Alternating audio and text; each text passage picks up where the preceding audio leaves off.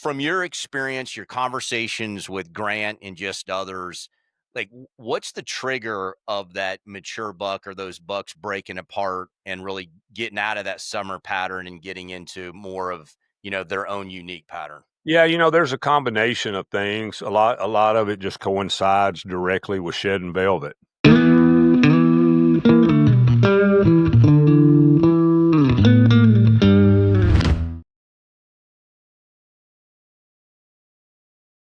Welcome to season 2, episode 3 of the 11th Commandment, Spook. I'm excited today to jump into some questions and start picking your brain again and peeling the onion back on some topics that have been shared with us and people Yeah. want to get your opinion on and get to it because we are right at the middle, or actually just right at the beginning of the kickoff of many states opening hunting season. Deer are already getting killed, and it's a Yep. good time right now, my man. Yeah, yeah. I mean, I've known about some really big ones being killed already, and so yeah, it's up on us. We got some bucks that we're keeping tabs on. They haven't gotten consistent yet, and they're it's constantly changing right now because farmers are harvesting crops and they're shedding their Yep, velvet, and so they're just moving around. So we're just kind of just watching the cameras right now to see what happens. that's it. It's popcorn and camera time right now until Yeah. it's go time. Yep. And then when it's go time, it's drop Oh everything and yeah, go. it's like wide open. Yeah. 100%. Well, brother, let's kick it off and jump right into it.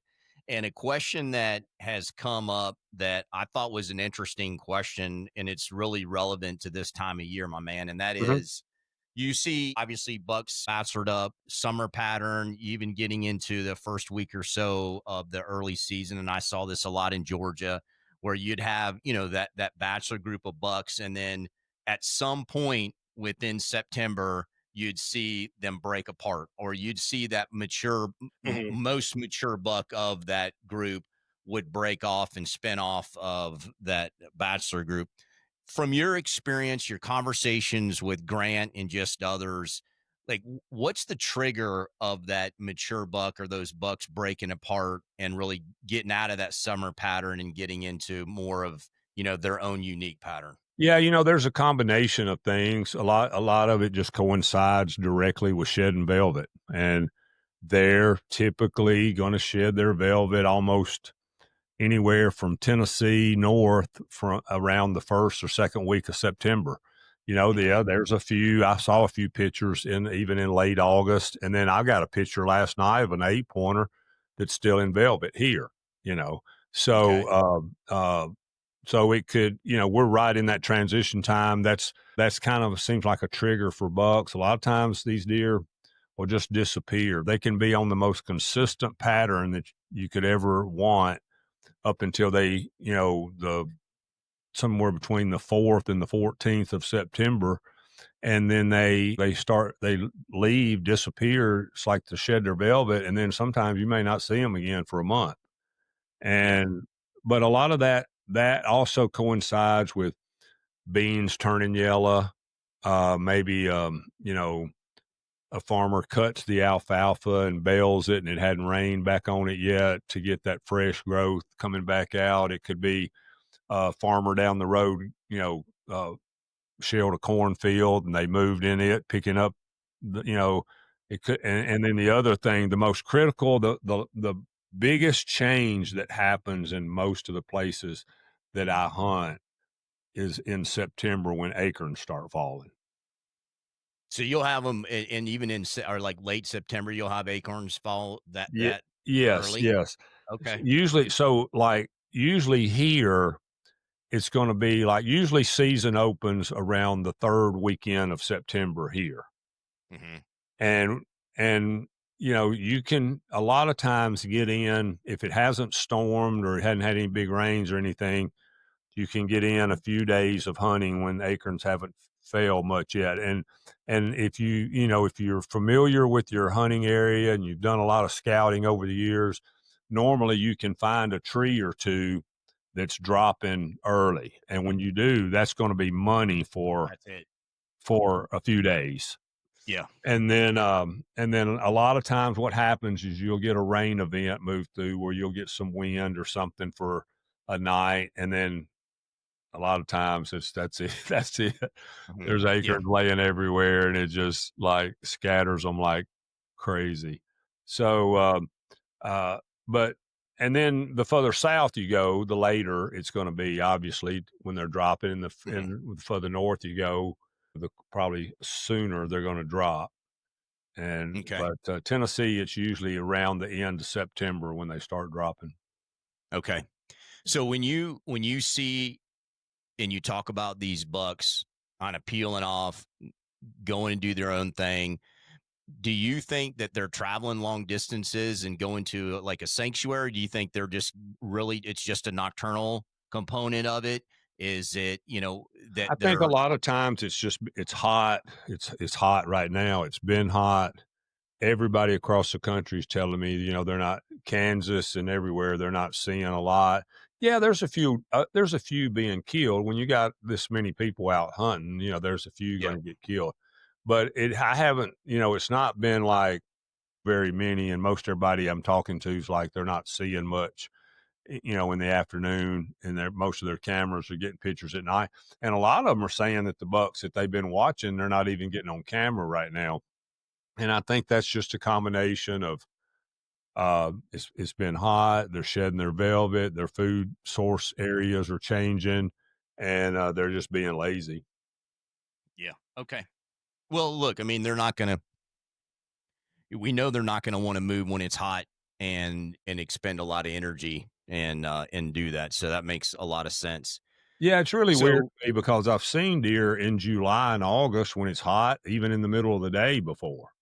So you think, well, yeah, it's hot, but they got to move sometime. And I think something that gets overlooked sometimes is water. And I think that mhm, we get used to trying to set cameras up on food sources, and I think and it's a good practice in the areas where you can to maybe try to have some cameras up on water sources. If yeah. here in Tennessee, we have a lot of water. We have a lot of creeks, a lot of lakes, a lot of rivers. And so we see that as being a more difficult thing to pull off. But some places it works really well.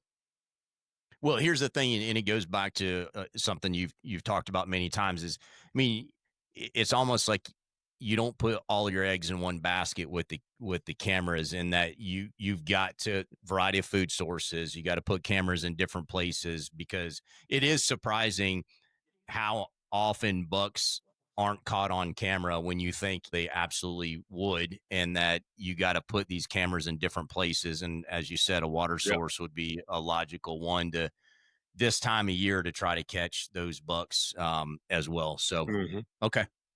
So, next topic, and this is completely different, and it's more of the feeding, baiting topic. And Hmm. it's something we've talked a little bit about, but I want to dig a little bit deeper. And that's we've gotten questions, and people said, okay, should I put all of the bait in one big pile, or should I broadcast it out so that way, it's in different places, or should I do both?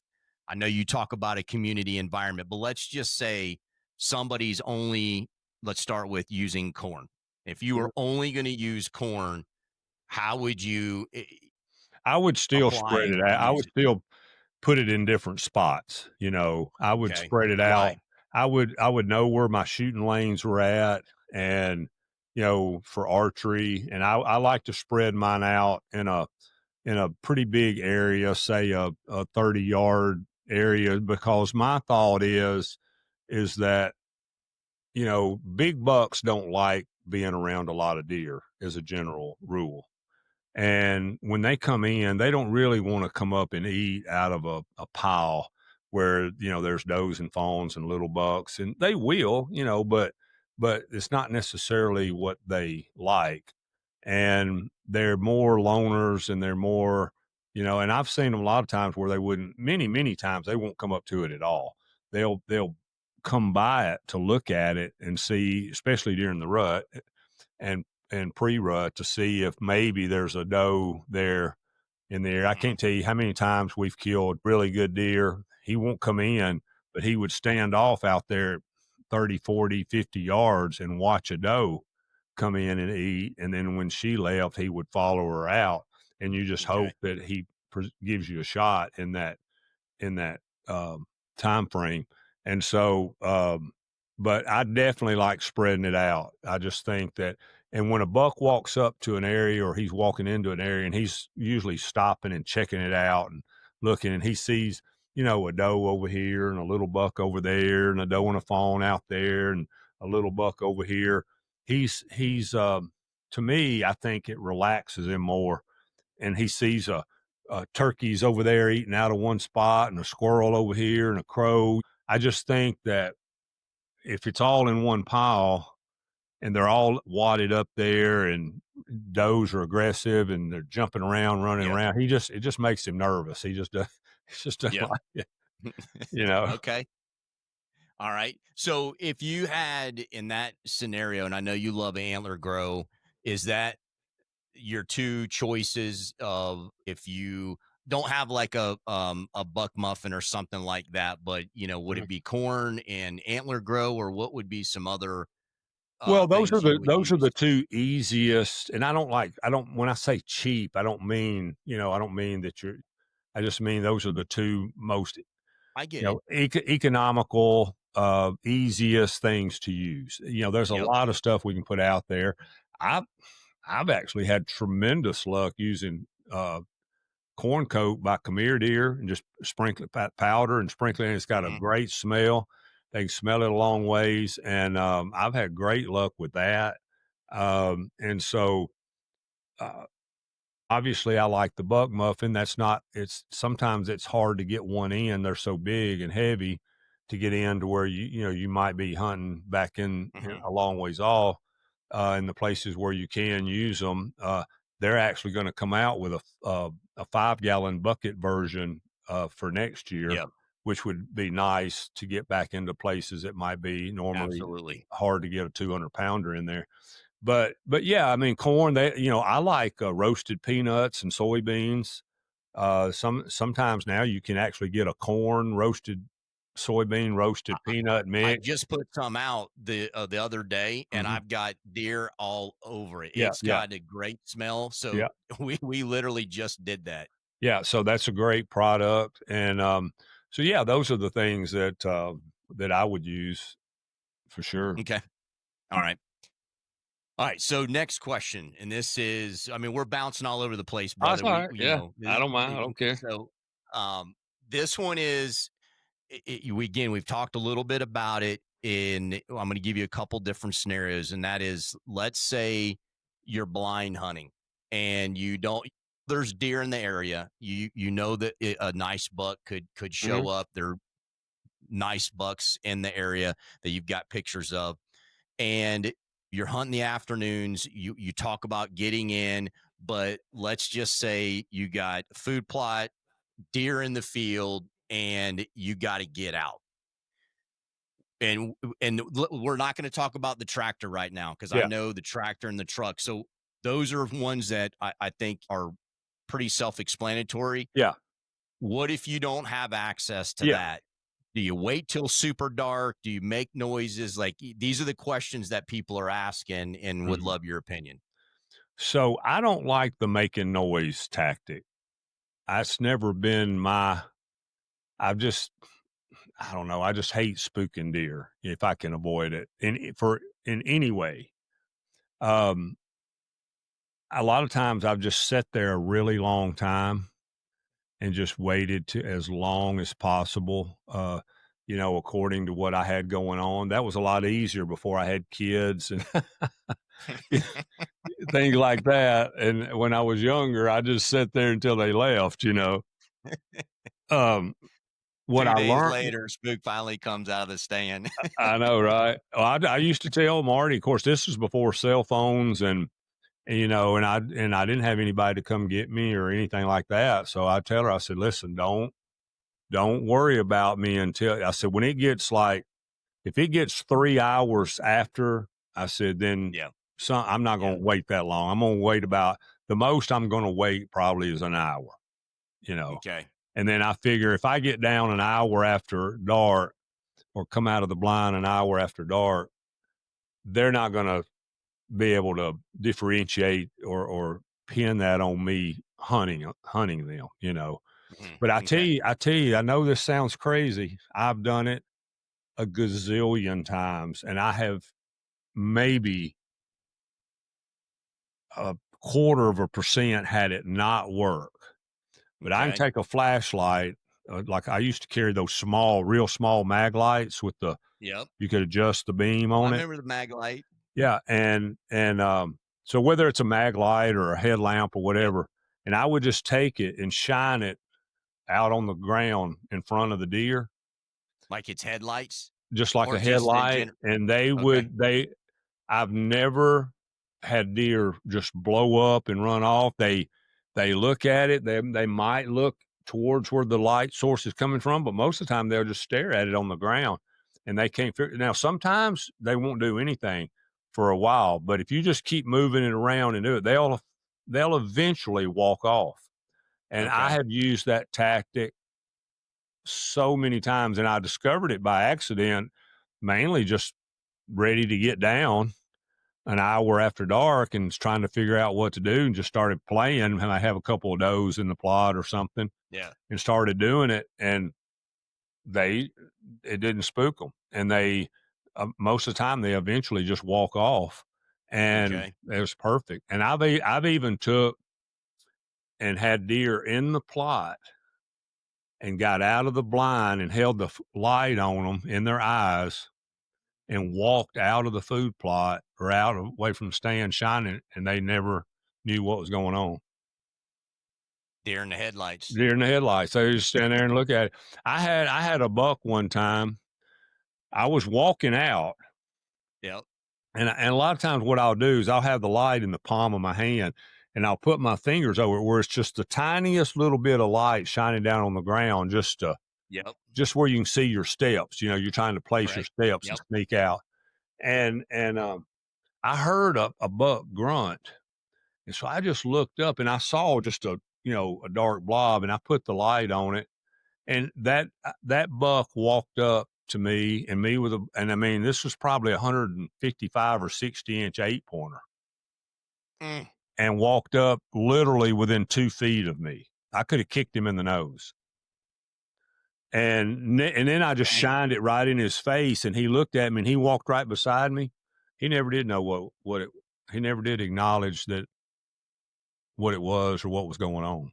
Now we're about to blow up the internet on that story right there, Spook. It's crazy. It's crazy. I've actually called deer in. So a lot of times, because I used to could do it on demand. I can't do it on demand like I used to now that I've gotten older. Grunt with my mouth. I could Yeah. grunt naturally. I could control the cadence and how deep it was, and I would hear a buck blow or a buck run or just a deer. Let me say it's just a deer. I didn't know what it was in the dark, and just start grunting and walking and have that deer turn around, come right in. Mhm. And now I don't know. That's not the purpose. That's not what I was trying to do. I wasn't trying to call it in. I was mainly just No, but thinking maybe it might think I was a deer. And I've mhm. had that work a lot of times. Well, look, I've done that too. And it's when you have, especially in the Southeast and Georgia and Tennessee, and you've got so many leaves that have fallen, and you can talk about raking a path in and stuff, but there are certain times it's just impossible Oh yeah, if you're hunting in the morning yeah, is to just walk and grunt yeah. and just I've had it work, I've had it Mhm. not work, but just you almost it's like if you try to be too careful you end up getting busted Yeah, versus yeah, just yeah, walking grunting. Because if yeah. you heard a buck walking through the woods, sometimes grunting, he's making all kinds of noise. Exactly. Yeah. And I took that in the mornings, especially during the rut. I think that's a great way to get into the stand. If you're back in there and you're gonna, you just gotta. I mean, I've done everything you can. I've gotten up and left the truck at 3 in the morning and went and got in the stand an hour and a half, 2 hours before daylight, Yep. which is not always possible. But I've done that, and I've done a lot of times, and I still do that if I'm walking to the stand. Uh, a lot of times I'll grunt on walking in, and if I see a deer and it bounces off or something, I'll grunt. I'll hear it stop, I'll grunt, and just Mhm. to me, I don't think you got anything to lose by doing it. Yeah, I mean, So, especially if your wind is good and yeah, it's, yeah, they're just it's a noise or something else and it's not yeah. being winded.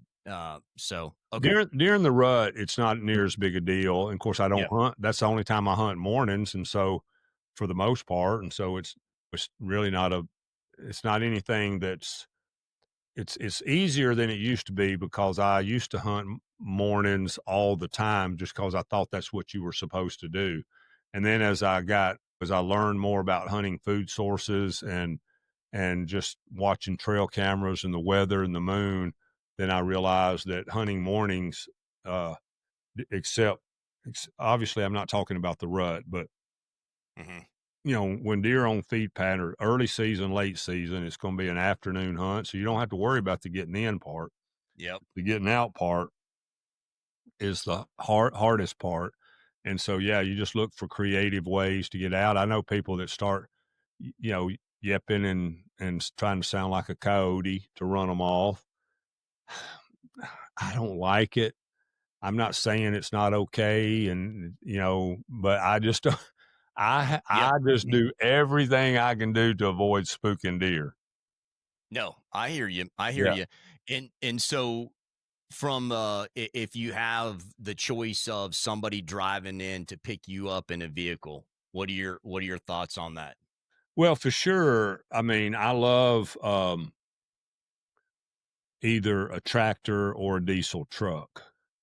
Now, I've had a farmer that had had farmers before that had maybe a side by side or something that he rode around the farm all the time on. Mhm. And the deer were used to it. That was Yep. awesome. It worked great. And I've had uh, which I had bad boy buggies for years. I still got one. I love it. I've had tremendous success. I mean, I think it's one of the best tools you can have is an electric, golf cart or bicycle or one of these new bikes they've got. There's several different things now, but I love the bad boy buggies when we had them.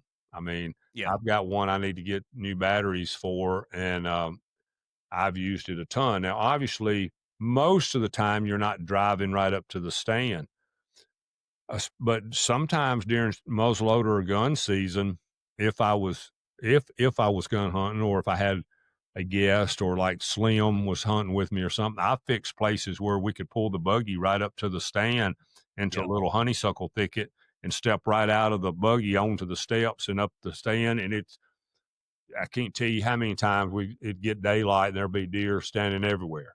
You know, Yeah. it's like it just doesn't bother them that much at all. It's so much different than if you're walking in four wheeler. The worst thing I've seen, the worst reaction that I've seen on average has been from four wheelers and motorcycles. Yep. They can't stand them. I mean, they'll No. blow up. I've had them. Had the neighbor riding a four wheeler before, 500 yards away on a four wheeler, Yeah. and seen them blow up.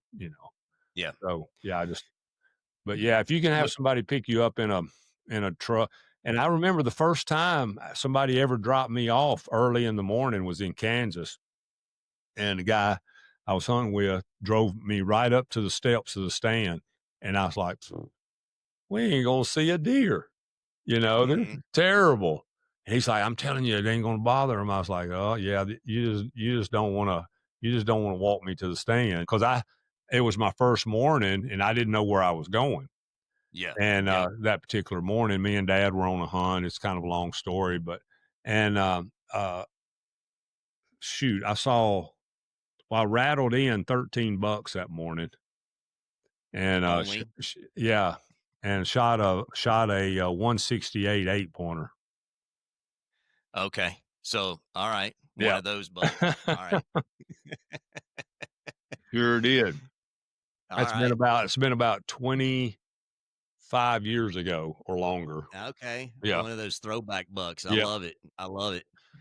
You said Yeah. also that when you can, and this isn't going to be for everybody that they can, but you also put in some bales of hay to block you, Yeah, i- so, like, be when able to you're get in and out. Let's talk about that a little bit yeah, so too. I love if you're hunting in a place where you're hunting in the edge of a field or a food plot or something, if you can take I've even taken plywood and put on the front and the sides of a redneck blind so that when you climb down the ladder, the deer that are out in front of you or that are out in the plot, Hmm. let's just say you got your redneck up against the Yep. edge of the woods.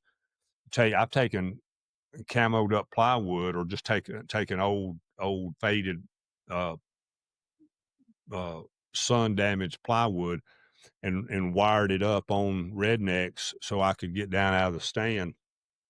And then hay bales are awesome. You can take those round bales of hay if you've got access Yep. to them and stack them up and create walkways and blocking so you can get down out of the stand. Done. I've planted pines. I've left rows of corn. Plant switchgrass and things like the miscanthus and those kind of things for to create walkways to get in and out. Yep. No, no, and I love the idea of the hay bales. I mean, it's not crazy expensive. Obviously, you got to have the ability to get them to wherever you're going to be, and not Yeah. everybody has that. But if you do, I love that, and it's not that expensive Yeah. right now to get those. It's just logistically to be able to get them in there. So that's some Exactly. good Yeah. I feedback. mean, most of the Okay. time you can go to a hay farmer and buy his summer cutting, which is a lot of times, and you can buy 5, 10, 15 bales and if you've got I just heard it thunder. And if you had, if you can get him to bring his tractor and spear out and place them for you, may have to give him $100 or something. But Yep. yeah, we've done that a lot and it works great. Yeah. Yep. Okay. No, that's good. All right, let's shift gears, and this is for people that are planning hunts. And so let's just say they've got vacation time and they've got a limited number of days that they can hunt.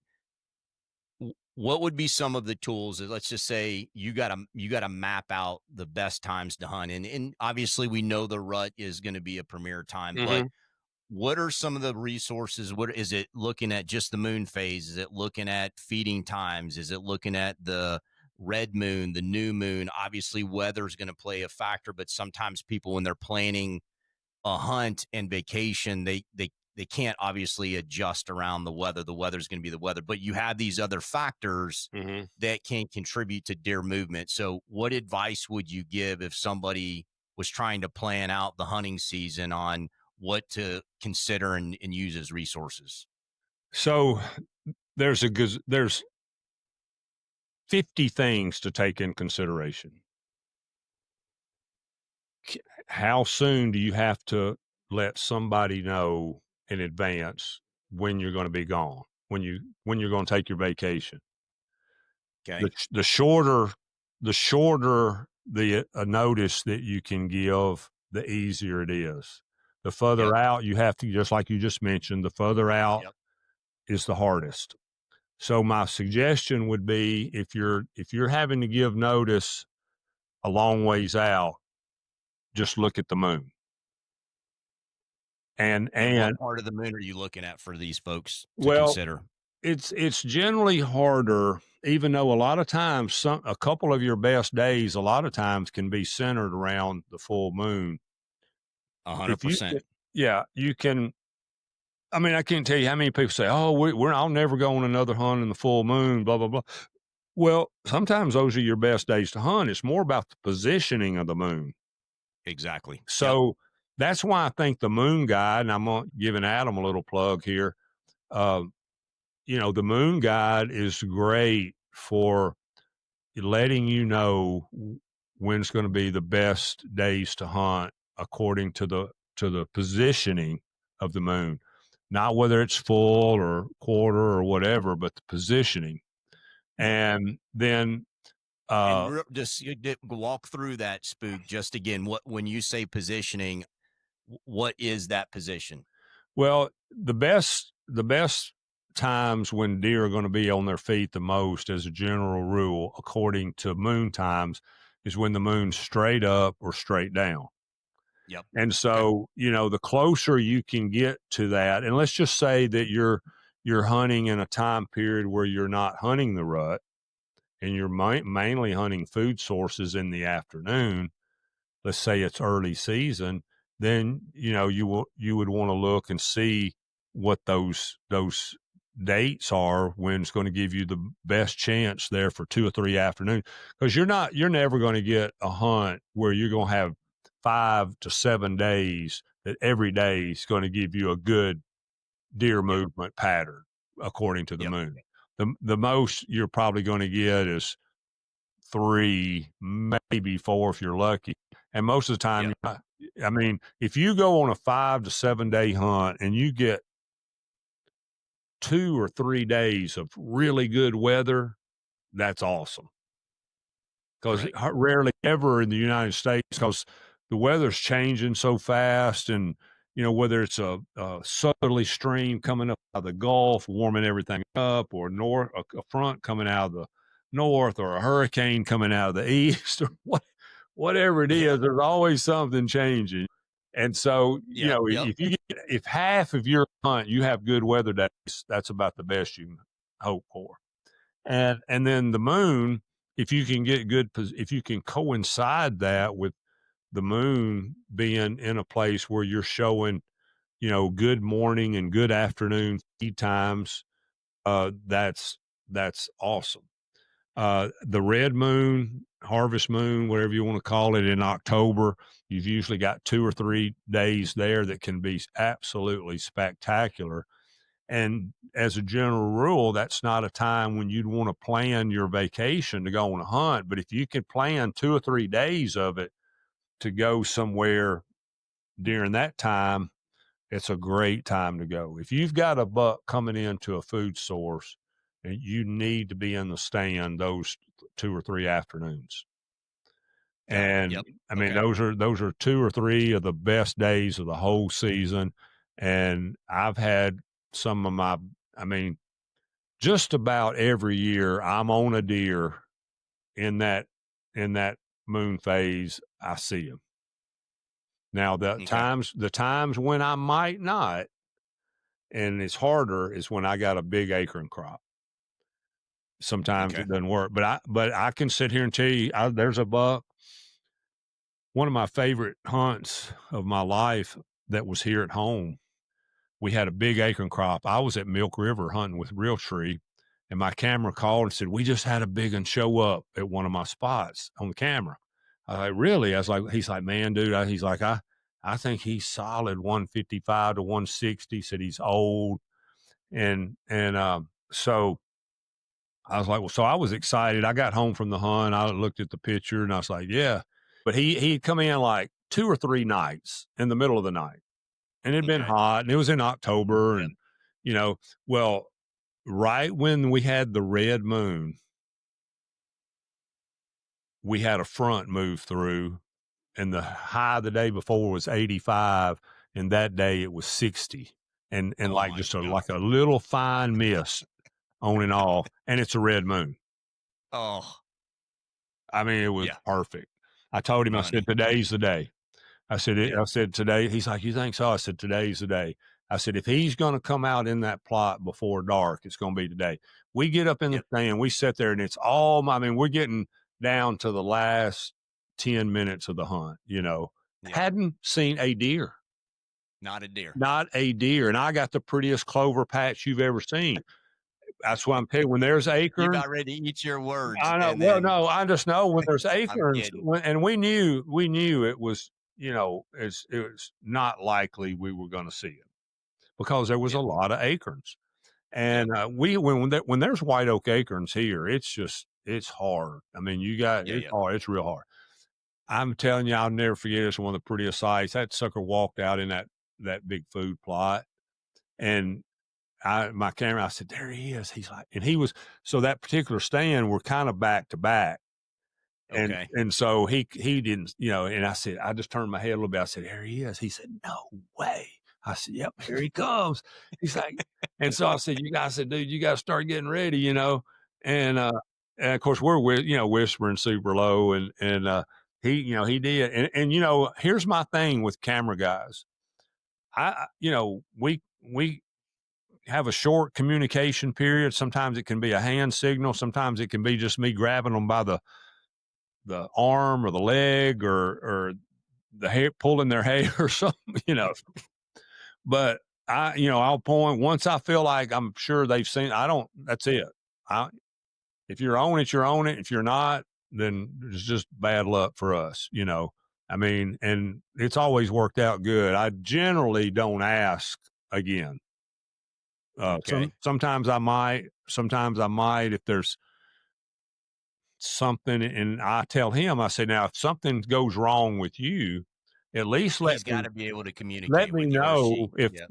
you're having trouble or batteries out or something, and then if I'll analyze the situation and decide if I'm going to shoot or wait or whatever. But I Yep. said, if you don't say anything, I'm assuming you're ready, you know. It's on. Yep. Because and so anyway, he, you know, he was on him, and that deer walked right up under us, and I shot him right down through the top of the back, and it was just awesome. He was basically a 169 pointer, 7.5 years old. We had EHD Oh. the year before, and this was the only deer that we had that didn't the only mature deer out of the group of 7 or 8 that I had in that area that lived. I had a deer the year before that died from EHD that year that I thought would be real close to the state record in Tennessee, typical. And I was Mm. really, really excited because I know I could have killed this deer. Yep. And Yep. he was coming. I was getting so many pictures of that deer. I took my camera down and moved it somewhere else. I was just like, this was my number one deer. I knew this was it. This is the deer I was going to be hunting. And then all those bucks, I lost them. This buck's hooves were actually messed up where he had it. It just didn't kill him. And Okay. but that deer, I killed that deer probably, oh man, 15, 18 years ago, something like that. And that deer, at that time, that's back when, you know, you didn't have you didn't telephonic check in, you know, you had to take it, Hmm. check it in. We took it to a local place and checked it in, and it was the biggest bodied deer, field dress deer they had ever had checked in there ever. I mean, Wow. just a toad of a deer, just a real trophy from a standpoint of age and stealthy, you know, like Yep. just, Yep. you know, we just one of them. And you know, my cameraman actually, I'm thinking that particular guy, it's probably closer to 20 years ago. You could probably actually almost help me figure this out. But yeah, I think it was the first deer we ever killed together. Wow. And it wasn't JD, it was before that. Yeah. And Yeah. and so uh he was just, you know, kind of mesmerized by me somewhat calling the shot. I mean, calling the Hmm. fact that this is the day. And he's like, Yep. what was it? I mean, I'm just like, he's like, I'm dying to know what. And I said, dude, it's just the weather and the moon. I said, we just hit it. We just happened to hit it perfect. Hmm. And the weather and the moon. And I said, I tell you, I think these deer, especially these old bucks, they gorge themselves on those acorns for 2 or 3 weeks, and they need something to go with it because those Hmm. acorns are so acidic. I've Yep. had decent luck with them coming to a food plot on occasions and when the weather's good, even when there's a lot of acorns, because I think that Give them a variety. they're trying to Yep. get something to break up that acidic, you know, uh, Hmm. that's just my opinion, my experience of what I've seen happen. Okay. It's done pretty good, but yeah. Anyways, I mean that. What are so besides that's an awesome, I mean, you know, story and the perfect example of the red moon weather. Any other factors to, you know, help Yeah. So back people? to making a decision. So if you just year in and year out say I'm going to take a week or I'm going to take 2 weeks off, I would pick around October 28th or 29th through November 10th to 14th. Okay. That that pre-rut, that first days when those bucks just, and that's especially if you're having to book a hunt or plan a hunt really early, a year in advance or months in advance. I just think, and that's if you're bow hunting. If you're gun hunting, a lot of times your vacation is determined by the season when it's open there in Hmm. when it opens if gun hunting. But if you are planning it, then if you're gun hunting during the rut, the peak of the rut. So let's say from the 7th or the 10th until the 20th or the 25th is really good for gun and muzzleloader. It's hard for bow hunters in the peak of the rut because bucks are running around, and sometimes it can be really, really hard to get a shot off. Even if you see Yep. the buck or he comes by you, he's Correct. doing Mach 10, so you can't get a shot. But but yeah, it's all really comes down to how far out you now, and if you can, obviously, if you can do super short planning and you can watch the weather 10 days out, and you can plan around seeing a big front coming, Alberta Clipper coming down, the temperature is going to drop 40 degrees, and it's going to be November, anything in November really, but it's then that's a great time to go. And obviously, I'm speaking mostly in the Midwest, Hmm. Tennessee, North. The further south you go, it all changes. Texas is different. Yep. Alabama, Florida, I know is way different. Yep. So, but anytime the fronts affect the deer and all the animals, regardless of when it is. Yep. Yep. So, where it is, but yeah, Okay. it really just depends on how much notice you gotta give, but, yeah, just pay as much attention to the weather. Man, did you hear that? I did. I think we're fixing to get a little rain. Speaking of the weather, Yeah. So, I wasn't expecting that today. They was not calling for any. It's probably just one of them little pop-up things. But, yeah, and I hate it. I've had it happen to me, and I've seen it happen to a lot of other guys and buddies and stuff, and they go, "Yeah, man, we went, was 90 degrees the whole time," and, yeah, and it just we've all been there. I mean, yeah, it's it's hard, just you know. it's It just so you look so forward to that week or whatever when you're going somewhere, and you're so excited, and then you have just the worst weather, hot. There's nothing worse than yep. just hot, sunny weather for Yep. Yep. all hunting situations.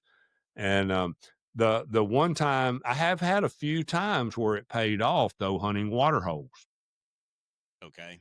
elk and deer, elk, mule deer, and whitetails, and Okay.